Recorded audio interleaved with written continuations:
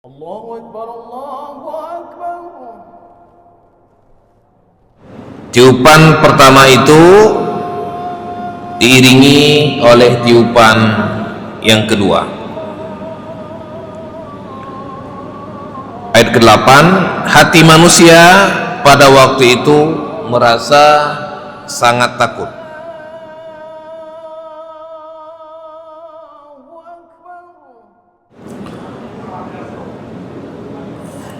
Assalamualaikum warahmatullahi wabarakatuh. Alhamdulillahi rabbil alamin. Alhamdulillahilladzi hadana lihada wa ma kunna linahtadiya laula an hadana Allah.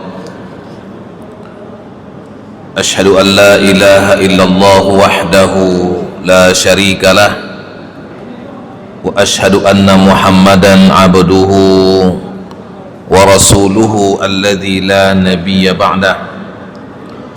Allahumma salli ala sayyidina Muhammad wa ala alihi wa sahbihi ajma'in.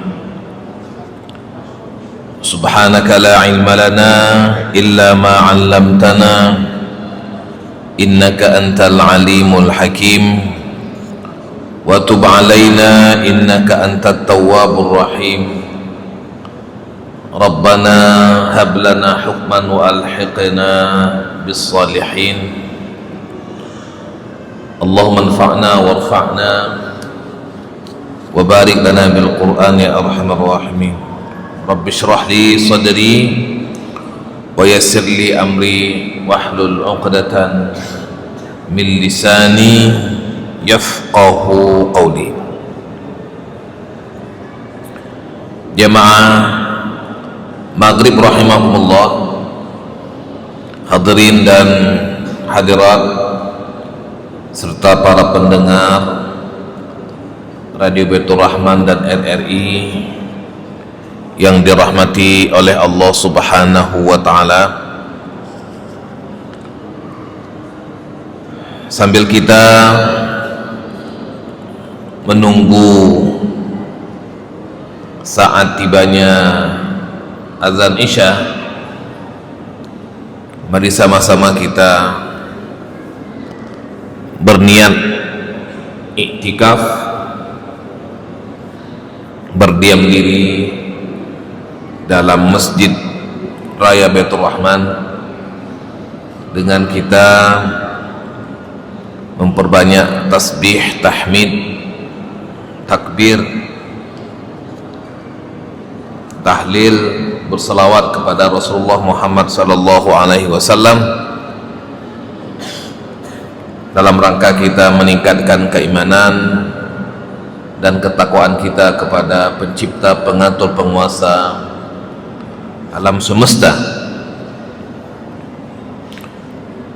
Salawat dan salam kita aturkan kepada Rasul kita, uswah kita, tauladan kita, Nabi Muhammad sallallahu alaihi wasallam.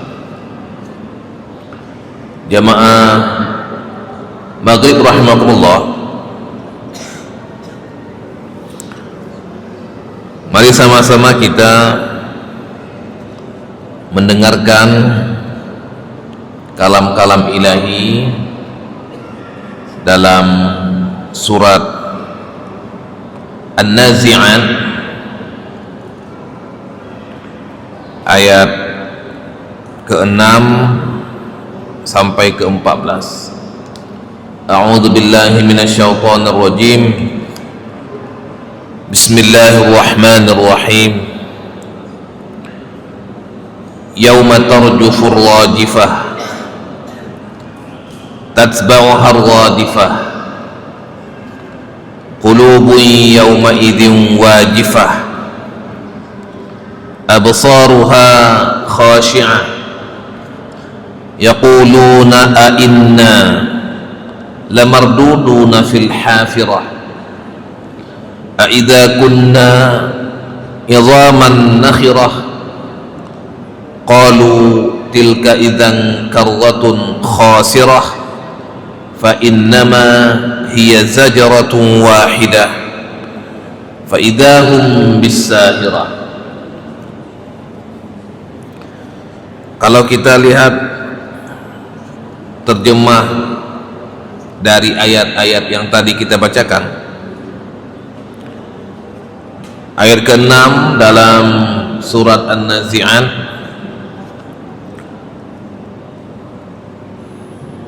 sungguh kamu akan dibangkitkan pada hari ketika tiupan pertama mengguncangkan alam. Tiupan pertama itu diiringi oleh tiupan yang kedua. Ayat ke-8, hati manusia pada waktu itu merasa sangat takut dan pandangan mereka tertunduk. Ayat yang ke-10, orang-orang kafir berkata, apakah kita benar-benar akan dikembalikan pada kehidupan yang semula? Apakah akan dibangkitkan juga apabila kita telah menjadi tulang belulang yang hancur? Mereka berkata, kalau demikian itu adalah satu pengembalian yang merugikan. Ayat ke-13, maka pengembalian itu hanya dengan sekali tiupan saja. Ayat ke-14, maka seketika itu mereka hidup di bumi yang baru. Jemaah saya muliakan, ayat yang ke-6 sampai ke-14 menjelaskan kepada kita tentang sangkakala pertama dan sangkakala kedua. Kemudian bagaimana sikap dari orang-orang kafir Quraisy terkait dengan hari kiamat, dan prosesi hari kiamat itu cepat sekali dan manusia akan dibangkitkan di padang mahsyar.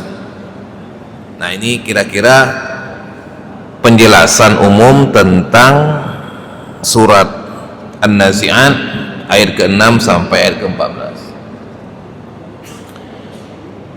Yauma tarjufur rajifah, sungguh kamu akan dibangkitkan ketika tiupan sangkakala mengguncang alam. Jemaah saya muliakan, hari kiamat yang banyak disebutkan dalam Al-Quranul Karim itu dimulai dengan sangkakala pertama. Sangkakala ini menandakan bahwa apa-apa yang ada di langit dan apa-apa yang ada di bumi akan hancur. Wa nufikha fis suri fasa'iqa man fis samawati wa man fil ardi illa ma syaa Allah. Dan ditiupkan sangkakala, maka apa-apa yang ada di langit dan apa-apa yang ada di bumi akan musnah, kecuali orang-orang yang Allah Subhanahu wa ta'ala kehendaki. Maka sangkakala itu dimulai dari fenomena hari kiamat yang ada di langit, diikuti apa-apa yang ada di bumi. Misalnya idzas samaa'un syaqqat, apabila langit terbelah. Idzas samaa'un fatarat, idzas syamsu kuwirat. Nah, itu semuanya adalah fenomena-fenomena hari kiamat yang dimulai dari langit, baru diikuti fenomena-fenomena yang ada di bumi.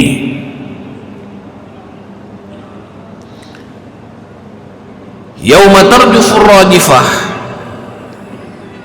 sangkakala itu akan membuat alam semesta ini terguncang seguncang-guncangnya, baik yang ada di langit maupun yang ada di bumi.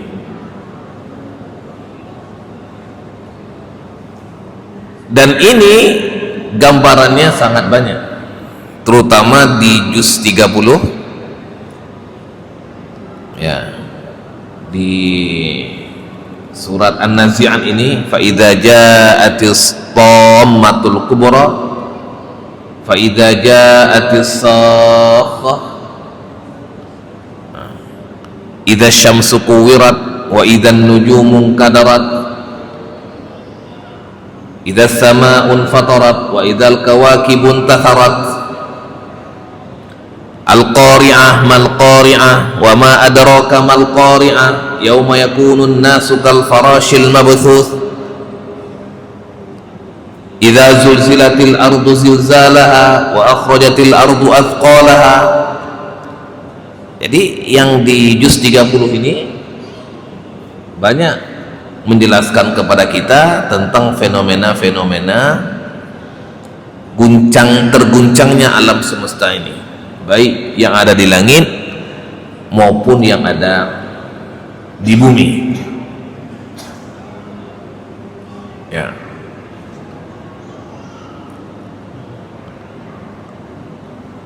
Yauma tarjufur rajifah, ketika Allah Subhanahu wa ta'ala menjadikan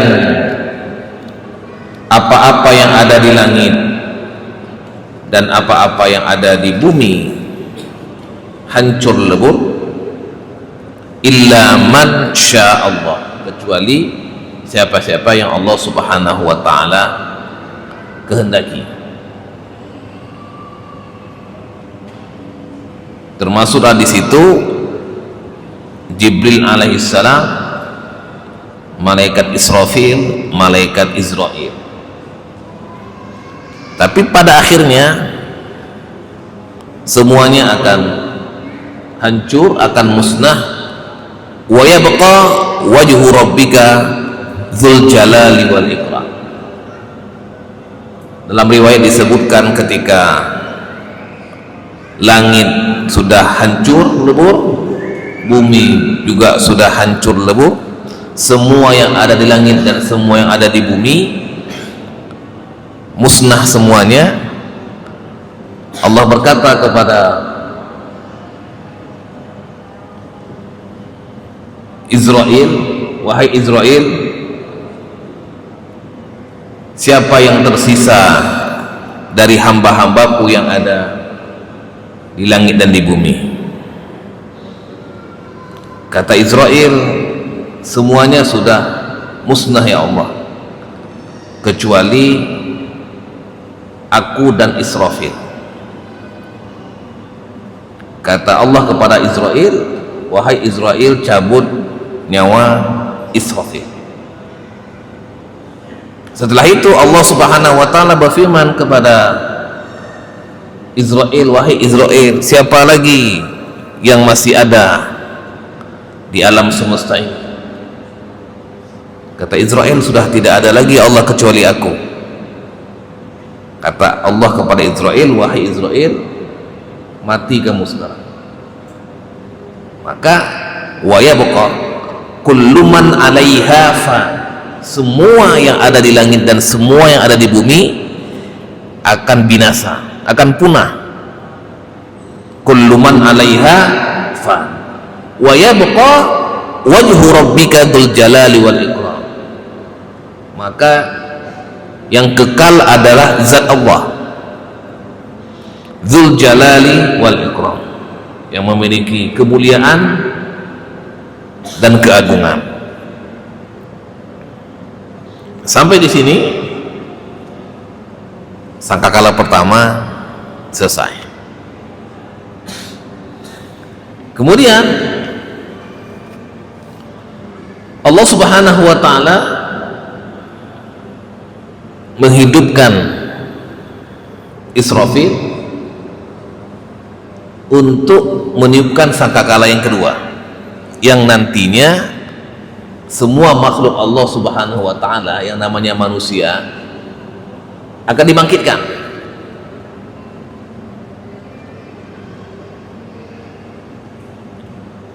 Tsumma nufikha fihi ukhra. Dalam surat Az-Zumar ayat ke-68, dan sangkakala pun ditiupkan, maka matilah semua makhluk yang ada di langit dan yang ada di bumi kecuali mereka yang Allah kehendaki. Kemudian ditiupkan sekali lagi sangkakala itu, ini untuk sangkakala yang kedua, maka seketika itu mereka bangun dari kuburnya menghadap Allah untuk menunggu keputusannya. Setelah tadi sangkakala pertama selesai, semua yang ada di langit dan yang ada di bumi musnah, dan yang kekal adalah zat Allah Subhanahu wa taala, wa yabqa wajhu rabbika dzul jalali wal ikram. Kemudian Allah Subhanahu wa taala menghidupkan Israfil untuk meniupkan sangkakala yang kedua. Antara sangkakala pertama dengan sangkakala yang kedua, dalam riwayat jaraknya 40. Tidak disebutkan 40 apa, tidak ada keterangan 40 apa. Apakah hari, bulan, tahun, detik, menit, nggak ada penjelasan. Nah, hanya Allah Subhanahu wa taala yang mengetahui. Nah, ketika dihidupkan Israfil, maka Israfil meniupkan sangkakala kedua yang membuat semua makhluk yang tadinya musnah di sangkakala yang pertama akan hidup kembali di sangkakala yang kedua. Tsumma nufikha fihi ukhra fa idahum qiyamun yanzurun. Kemudian ditiupkan sekali lagi sangkakala itu, maka seketika itu mereka bangun dari alam kuburnya menunggu keputusan Allah Subhanahu wa taala. Ya. Kita kembali ke An-Nazi'at. Yauma tarjufur rajifah tatsba'uhar radifah. Sungguh kamu akan dibangkitkan pada hari ketika tiupan pertama mengguncang alam semesta. Tiupan pertama itu diiringi oleh tiupan yang kedua. Di ayat yang ke-6 dan ke-7 ini tidak bercerita tentang apa yang terjadi di langit dan apa yang terjadi di bumi. Penjelasannya sangkakala pertama, sangkakala kedua. Yauma tarjufur rajifah tatsba'uhar radifah. Inilah dalil bahwa ada sangkakala pertama yauma tarjufur rajifah, ada sangkakala kedua, tatsba'u harradifah. Rincian ini ada dalam surat Az-Zumar ayat 68-69. Ya.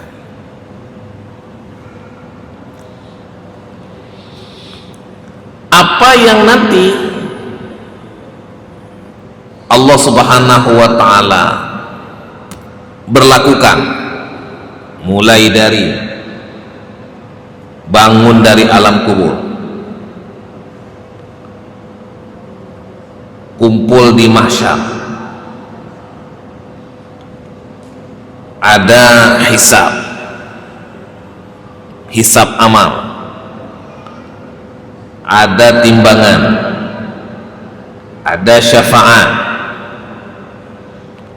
ada haud, telaga Rasul, ada sirat, jembatan yang terbuat dari sehelai rambut dibelah 7, yang tajamnya seperti tajam pedang, yang licinnya seperti lumpur. Ini semuanya terjadi pasca sangkakala kedua. Semua peristiwa-peristiwa yang terjadi di mahsyar yang nanti akan dialami oleh manusia, berdiri di mahsyar selama 50.000 tahun, ini semuanya terjadi pasca sangkakala yang kedua. Jadi sangkakala itu yang pertama adalah berakhirnya dunia dan alam semesta. Sangkakala kedua mulainya kehidupan akhirat yang abadi melalui proses-proses yang ada di mahsyar selama 50.000 tahun, yang nanti endingnya, ujungnya adalah yang baik akan masuk ke dalam surga, yang jahat masuk ke dalam neraka. Nah, ini semuanya terjadi setelah sangkakala yang kedua.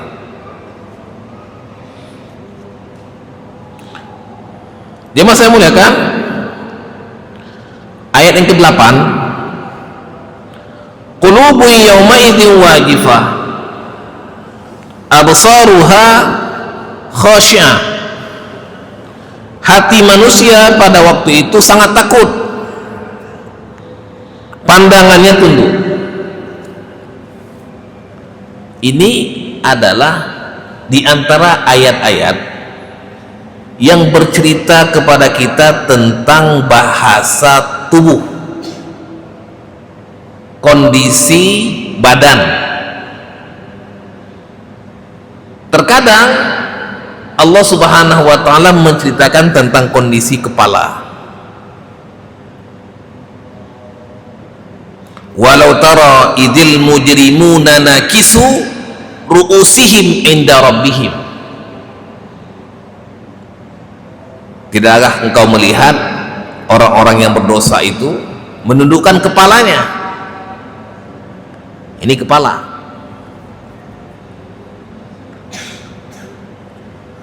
Terkadang Al-Quran menggambarkan tentang pandangan. Nah, ini yang sekarang ini di ayat ke-9, pandangan mereka tertunduk. Absaruha khasyi'ah. Hal ataka hadithul ghasyiah wujuhu yawma idzin khasyi'ah.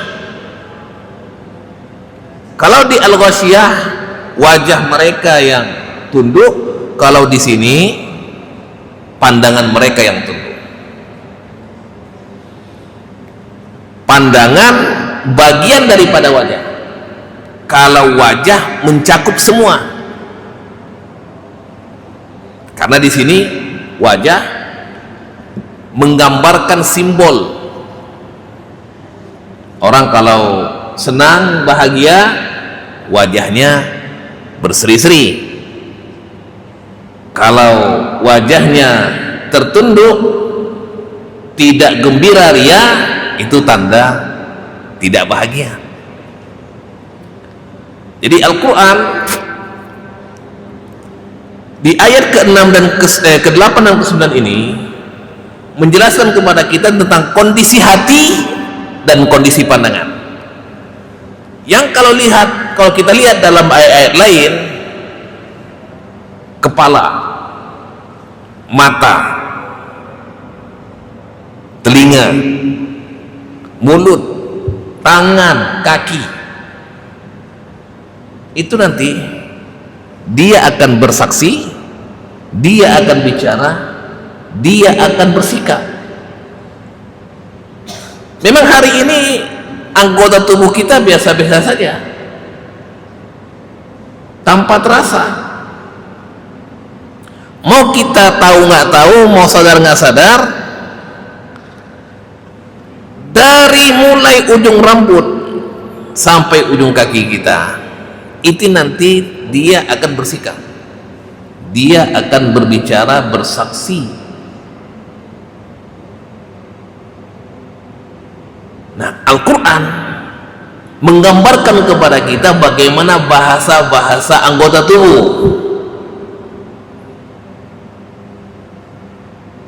Di ayat ini digambarkan dua saja, yaitu hati sama pandangan. Al-Quran menggambarkannya lengkap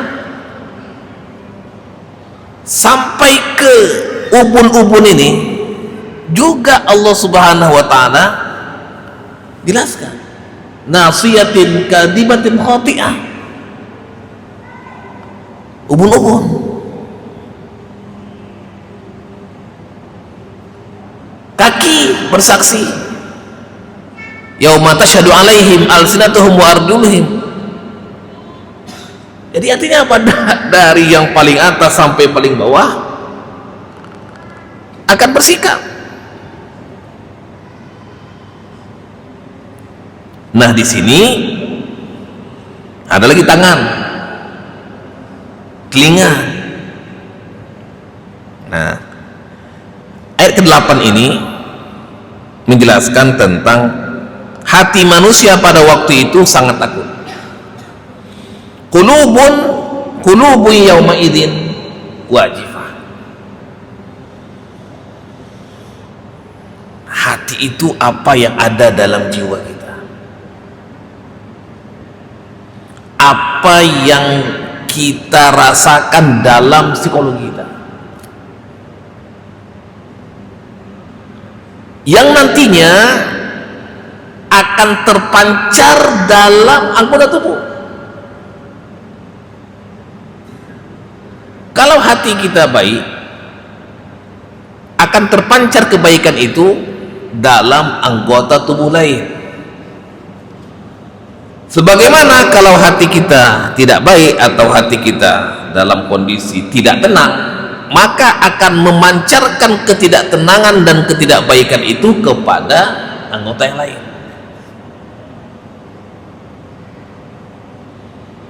Nah, ini dimulai dari sumbernya. Hati manusia pada waktu itu sangat takut. Jemaah saya muliakan, kenapa takut? Karena melihat dan merasakan sendiri bagaimana hari kiamat itu terjadi.